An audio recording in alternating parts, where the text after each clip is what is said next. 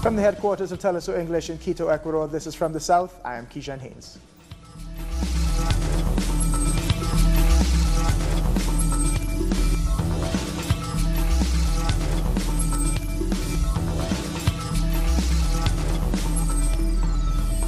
Peruvian President Martin Vizcarra is in Congress for a vote of confidence. The Peruvian Congress is set to discuss Vizcarra's reform bill. If he doesn't receive support for the approval of several anti-corruption measures, he could dissolve Congress. But if Congress approves the reforms, it will be the president's greatest achievement in his 6 months in office. I'm totally sure that I will get the confidence vote today. Not only as the executive power, rather I will receive the trust of the entire Peruvian people. Thousands of Peruvians have marched in support of the anti-corruption constitutional reforms. The Congress already approved the reform of the National Council of Magistrates. The bill is the first of 4 proposed laws to fight corruption. Now the congressmen, with this same constitution that they approved, say that it can't be changed, that there can't be a new reform, that the Congress can't be closed. Yes, the Congress can be closed. That's the people's request. All the corruption in this country has to stop. They all have to go. All of them have to leave. Staying in Peru, 40 tons of cocaine have been destroyed this year. Interior Minister Mauro Medina says it is possible that last year's record will be surpassed. Authorities have said former members of the Shining Path guerrilla group could be involved in the drug trafficking. Peru is one of the world's largest producers of the cocoa leaf. Former Spanish Prime Minister José Luis Rodríguez Zapatero could mediate a dialogue between the government and the opposition in Venezuela. Rodríguez Zapatero has arrived in Caracas to push for new talks. President Nicolás Maduro confirmed on Tuesday that his government is willing to sit down with the opposition. Rodríguez Zapatero has been a central figure in several attempts to reach an agreement with Venezuela's opposition. On Tuesday, President Maduro said that intelligence services knew of a plan to try to oust him from power. According to Maduro, it was meant to prevent his re-election. Of course, we knew about the conspiracy. It was the Bolivarian government that discovered this conspiracy. The conspirators and arrested them. It was the armed forces that arrested them and imprisoned them. The counterintelligence organizations of Venezuela. Of course, Rick, we knew about it. I said, Rick, in all the campaign, come lightning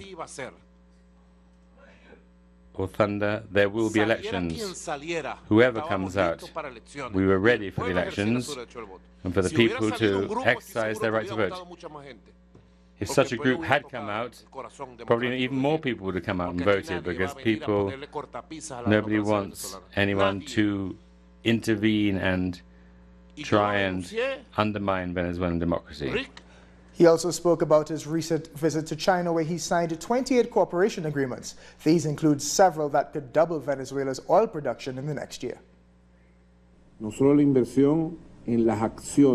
have not only sold 9.9% of the shares, so that the Chinese company gets to 49% of the joint venture in line with our hydrocarbons law, but a series of other investments, as I propose to the Chinese side, to get to 1 million barrels of oil a day for China.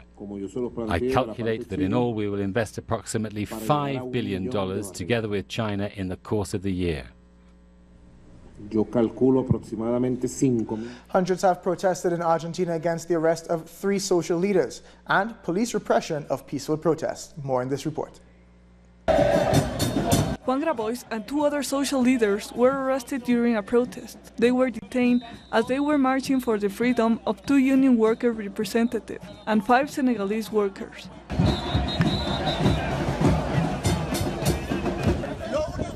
I was detained arbitrarily.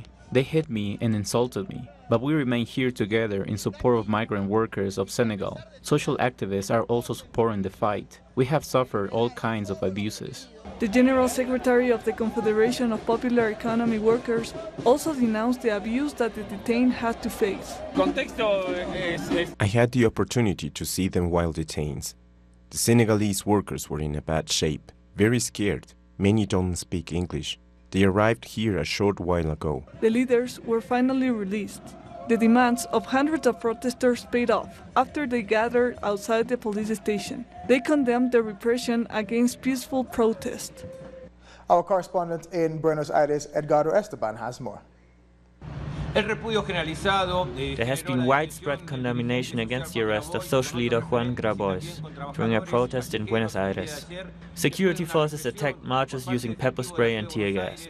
These acts are seen as part of a systematic political persecution against impoverished sectors of society as well as against immigrants.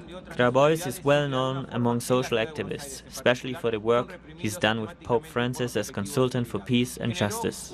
Grabois has also been accompanying former President Cristina Fernández de Kirchner during her hearing in court, supporting the claims of political persecution against her. Grabois was jailed for 2 hours before being released. He's back to work fighting for the rights of impoverished communities and immigrants. Esteban in Buenos Aires. Argentina's activist Milagros Sala has announced she wants to run for governor in the province of Jujuy. In a radio interview, Sala said she is preparing her campaign. The activist is currently under house arrest, facing charges in different cases. Some say Sala is the victim of political persecution for her work as a social activist. The pre-trial hearing in the case of the kidnapping of former politician Fernando Balda has been suspended, and charges against 2 of the defendants have been dropped. One of the accused is former President Rafael Correa, who is still facing charges. Judge Daniela Camacho has suspended the pre-trial hearing against former President Rafael Correa. Attorney General Paul Perez, who is one of the complainants, was supposed to have presented the evidence in the Balda case, but he didn't. It led to some charges being dropped, but the hearing continues on Friday. I applaud the objectivity of the office prosecutors when it decided to withdraw the charges against Mr. Jorge Espinosa and Fausto Tamayo. The prosecutor's office says there were errors in the files. Fernando Balda's legal team says they want the process to be clean and fair. It's a matter of effectiveness. We have not read the opinion, but we must consider, after we do a thorough examination of everything we have, verified that so far there are no grounds to accuse them both. Meanwhile, Correa's legal team questioned prosecutors' actions. They say there are possible conflicts of interest which require the suspension of the hearing. The opinion has to be presented in advance. It seems to me that they are trying to surprise us. The only thing we can see from this is the weakness and insecurity of an accusing body, which has no basis to carry forward this accusation. This is what happens when there is no reason to continue with the process. Several international observers have attended the hearing. They were invited by former President Correa. He described the suspension as a shame. On Twitter, President Rafael Correa also condemned this ruling as a public embarrassment. Denise Herrera, Del Sur, Ecuador. Costa Ricans are asking for tighter controls on borders, but human rights activists are worried that this could fuel discrimination in the country. Violent protests took over the streets of San Jose. Xenophobic groups are asking that borders be controlled and that the government stop receiving migrants. They say their concerns are over jobs and safety. We are not against foreigners or immigrants. We are not xenophobic or racist, but we are against crime and criminals. We are against people coming to steal. We have enough criminals as it is. Now we have to burden ourselves with other countries' problems. They are irresponsibly letting people in when our unemployment rate is already at 10.5%. It's against common sense to receive so many people when our economic situation is so poor. Even mayors of border towns have asked for higher control. We care about border control. We need more manpower. We live in peace with our neighbors, but we must lawfully protect our borders. Human rights defenders are worried about the rise in xenophobic discourse, something which hadn't been seen before in the country at such a large scale. The violent discourse is becoming noticeable on a physical level. In the last protests we had in San Jose, some Costa Ricans actually attacked a group of foreigners. Protests against migrants on the streets, in social media, and even by some authorities are not being recognized by migration services, who proclaim that xenophobic rhetoric is decreasing. The number of pro-migrant organizations are higher than those who have attacked these groups. Costa Rica deems itself as a multicultural country, and migration has always meant a lot for arts, education, sports, and society in general. Staying in Costa Rica, marches are continuing against the tax reform bill proposed by the government. During the second week of union-led strikes, fears of fuel shortages caused long lines at gas stations. Many roads remain blocked, mainly in the province of Limón, where unions led fresh protests on Tuesday. Let's take a short break now. More news in a minute.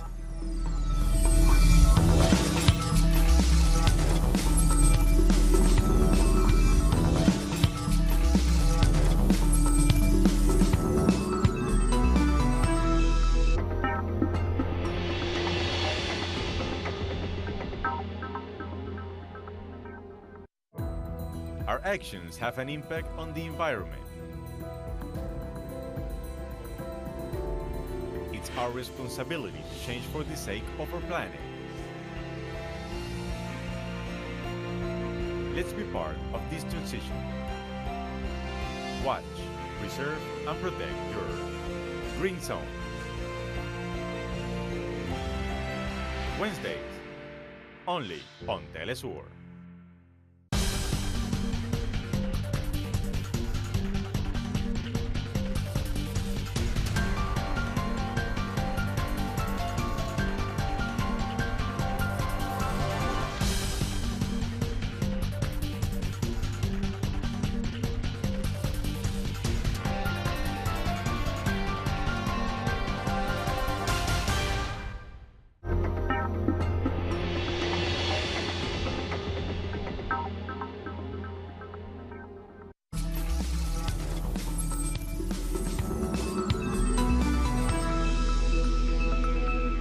Welcome back. Mexico's President-elect Andrés Manuel López Obrador has started to review oil contracts in an attempt to tackle corruption.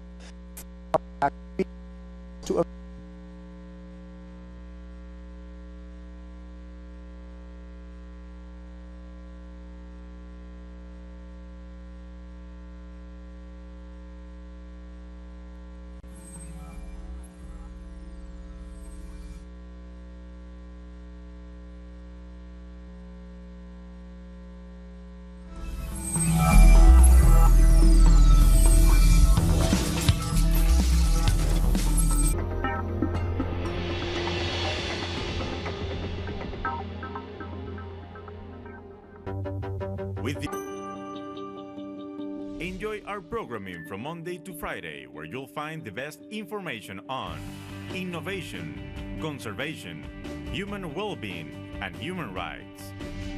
Keep up to date on the latest innovations in science and technology with At the Moon. The habits and knowledge you need to live a healthy lifestyle are on Guide Your Body. Environmental consciousness is required to preserve our Earth. Undergo your transformation on Green Zone. We defend the struggles of peoples in resistance fighting for their rights. Between Borders. All about equity, diversity, and respect for identity on By Gender. Every day we feature a wide variety of content. Only on Telesur, the news source from Latin America and the Caribbean. With developing events being presented through analysis. Our coverage transcends borders. With renowned journalist Walter Martinez. Salud amigos, tripulantes de nuestra querida, contaminada y única nave espacial. Dossier. Weekdays. Only on Telesur. Y ponga usted las cámaras, señor director.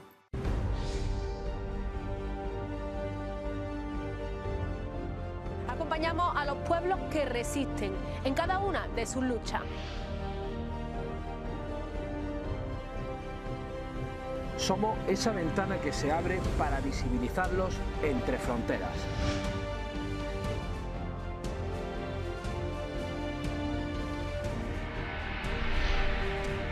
Thursdays, only on Telesur.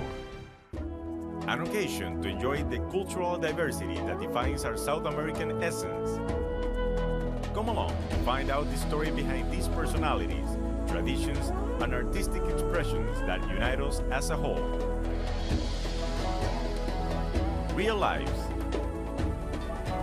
Saturdays, only on Telesur.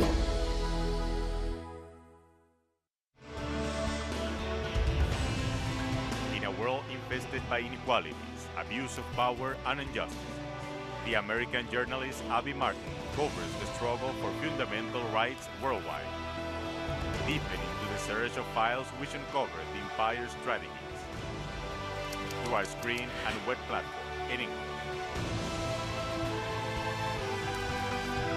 The Empire Files with Abby Martin. Tuesday, only on Telesur.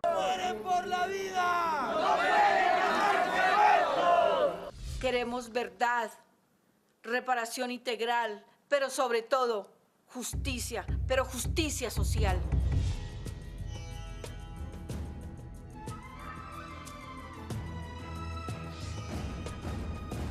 How many ways there are to tell a story?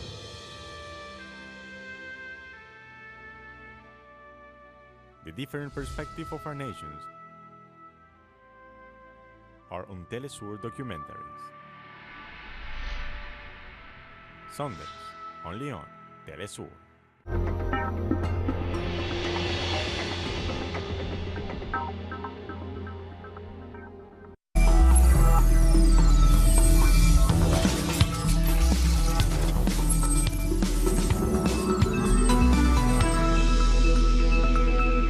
Welcome back. Mexico's President-elect Andrés Manuel López Obrador has started to review oil contracts in an attempt to tackle corruption. The first contract to be audited relates to a major project won by the U.S.-led consortium Talos Energy Company. During the electoral campaign, he promised to review all oil contracts for signs of corruption. Mexican politics has a new face, a gangster turned lawmaker. Pedro Carrizales left violence behind to become a local lawmaker in San Luis Potosi.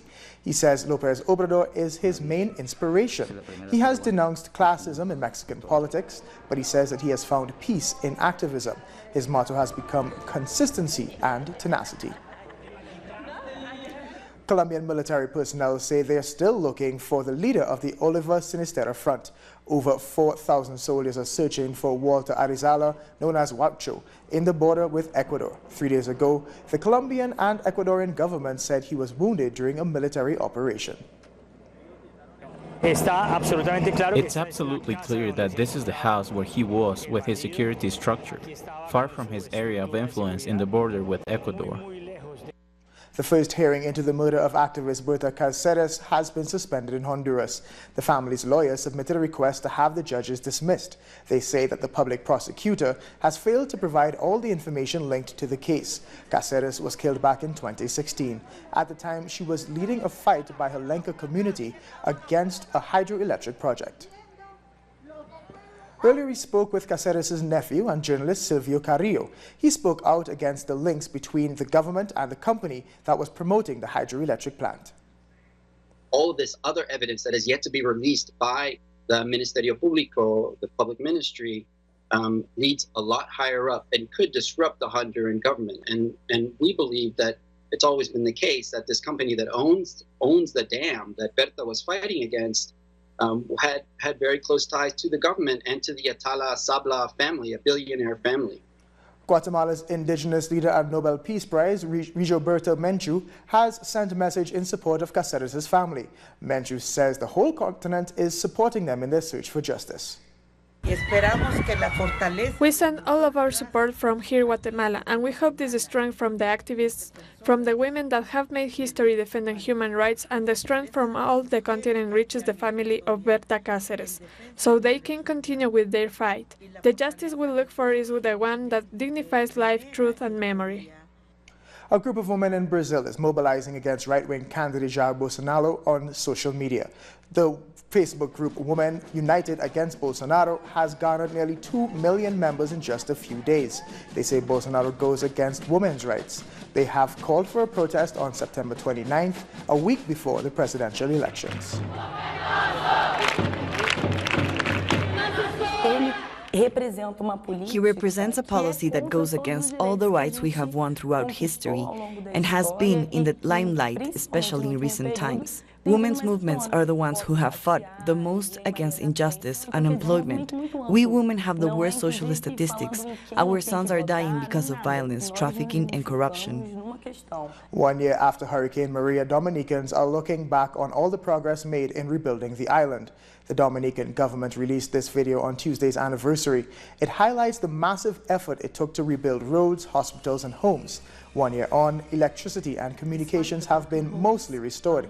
Prime Minister Roosevelt Skerrit says the island has made significant progress in recovering. He also says the country's agriculture sector is back in full gear and millions have been spent on the tourism sector. Here to learn and to understand our type of building now, which is going to help us. We have a proper roof over our head at the health center. And I feel very happy that now my roof is on. Jamaica's parliament has voted to extend the zone of special operations in West Kingston. That means the anti-crime measure, or ZOZO, as it's commonly called, will now remain in place until January 2nd, 2019. The extension was supported by government and opposition lawmakers during Tuesday's lower house sitting. On Wednesday, legislators will vote on Prime Minister Andrew Holness's proposal to have the state of emergency in the St. Catherine North Police Division extended for another 3 months. Prime Minister Holness explains that the realities of crime and violence led to the decision to extend the security initiative. In a tweet, he hails the anti-crime measures as a success, saying the decline in the national murder rate is 21%, and in communities that have experienced positive change, the measures continue to be welcomed. Trinidad and Tobago's Prime Minister is in Guyana to sign major agreements. Discussions are currently underway in Guyana's State House, led by President David Granger. It will focus on cooperation in the areas of agriculture, energy, and security. The visit comes as Guyana is developing a new oil and gas economy. Legal experts are expressing divergent views on Cuba's new constitution, which paves the way for same-sex marriage. Our correspondent in Havana, Laura Prado, tells us more. He is one of the sociologists who wrote the booklet Deconstructing Myths About Same-Sex Couples, a useful text that feeds into the debate taking place in Cuba over proposed constitutional reform, in particular the modification of Article 68, which would allow same-sex marriage. This booklet was collectively created based on a debate we knew Cuban society would engage in. After learning that Article 68 of the Constitution will be altered, well, the preliminary draft for constitutional change proposes a new definition for marriage. Experts agree that Article 68, which redefines marriage as the consensual and voluntary union between two people, is closely related to Article 40, which extends the rights of the people. In this, we ensure people will have equal rights from birth. We would not fulfill the principle of equality if we fail to accept that not only are we equal in terms of gender, skin color, and religion, but also in terms of sexual orientation. Pero no de orientación sexual. Entonces, es muy importante que aparezca en la Constitución. No discrimination because of sexual orientation or gender identity is now embodied in the new draft constitution. Porque precisamente en el texto actual se prohíben. Our right to express our sexual orientation, even our gender identity, is something essential to our dignity as human beings. But the wider interpretation as it relates to the principle of equality is that it was already included in this section that they intend to modify. Article 68 is very much in line with this principle. It introduces a reconfiguration of the constitutional definition of marriage in our country. Right now, this is regulated according to Article 76. Currently, this article definitely restricts the rights of a certain group of people who do not have the right to access this legal institution. El elemento que introduce es una reconfiguración de la regulación constitucional del matrimonio en nuestro país. On November the 15th, the Cuban people will end their debates on the constitutional reform, a project that promises a more inclusive society. Let's take another short break now. World News is next.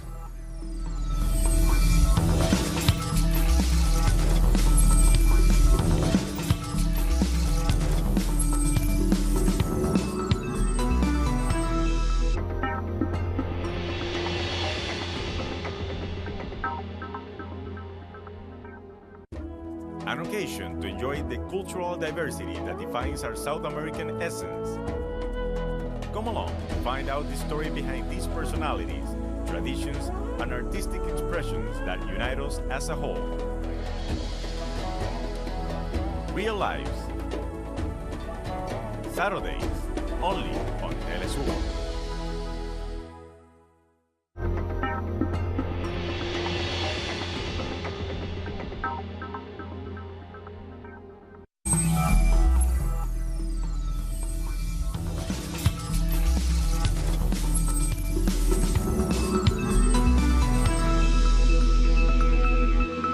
Welcome back. The reformed Niger Delta Avengers, the RNDA, has backed Nigerian President Muhammadu Buhari's bid for a second term. The RNDA is a coalition of 9 militant groups. They say Buhari is the only candidate that has shown the willingness to develop the Niger Delta region. Nigerians will be going to the polls in February 2019 to elect a new president, as well as members of the National Assembly. South African President Cyril Ramaphosa has hailed the election of Zingiswa Losi as president of the Congress of South African Trade Unions. President Ramaphosa described Losi's election as a step forward and a victory for women, especially black women. Losi was elected unopposed. Delegates at the Congress also welcomed her election. We must bring in young women into the workplaces, not only those traditional workplaces that were known to be women workplaces. We must have women engineers. It must be our campaign to push for women engineers, just like we've pushed for women leadership. Yeah, we are still having challenges, hence the economy and our productivity is affected as a country. And we really want the ANC government to work with us as Labour movement to invest more in the reskilling of workers and also introducing new workers into workplaces. North Korean leader Kim Jong-un is set to visit Seoul in neighboring South Korea after promising to shut down a missile engine testing site. The North Korean leader made his announcement during the second day of the Inter-Korean Summit. The two leaders have agreed to turn the Korean peninsula into, quote, a land of peace without nuclear threats. Our correspondent in Beijing, Isolda Diaz, has more. The official meetings between the leaders of the two Koreas during the summit have come to an end.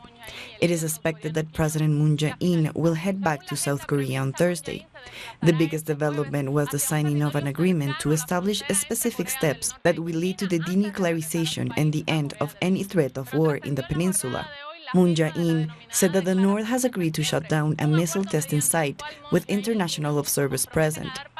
Kim Jong-un, for his part, declared his commitment to denuclearization and called this agreement a historic advancement for peace. He also said that North Korea would be willing to shut down one of its nuclear development sites if the U.S. stands by the agreements made during the meeting between himself and the U.S. President Donald Trump back in July. The South Korean president praised these statements and expressed his belief that talks between North Korea and the U.S. must be restarted. Another agreement made during the summit is the removal of guard posts along the border between the two nations, agreeing to remove 11 before the end of the year. But the biggest surprise came when Kim Jong-un announced that before the end of the year, he could be the first leader of North Korea to visit Seoul. Isolda Diaz in Beijing. China will not use its currency as a weapon in the trade war with the United States. China's yen has steadily depreciated this year, and so U.S. President Donald Trump accused Beijing of deliberately manipulating the currency to offset tariffs. Speaking at the summer session of the World Economic Forum, the Chinese premier stressed the importance of consultation and slammed unilateralism. The International Criminal Court has opened a preliminary probe into Myanmar's crimes against the Rohingya Muslims. The investigation will focus on killings, sexual violence, and forced deportations. The preliminary examination may take into account a number of alleged coercive acts having resulted in the forced displacement of the Rohingya people. This includes deprivation of fundamental rights, killing, sexual violence, enforced disappearance, destruction, and looting. And finally, a Catholic diocese in Brooklyn has reached a $27.5 million settlement with 4 men who were sexually abused as children. The victims were abused by a catechism teacher when they were between the ages of 8 and 12. This is one of the largest settlements ever awarded to individual victims of abuse within the church. This settlement has come amid a flurry of disclosures of sexual abuse cases within the Catholic Church.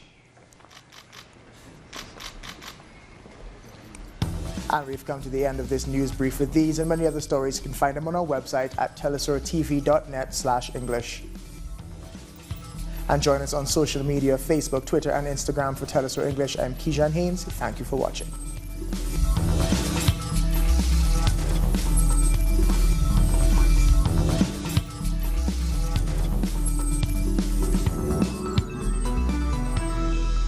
Telesur brings you special interviews with social and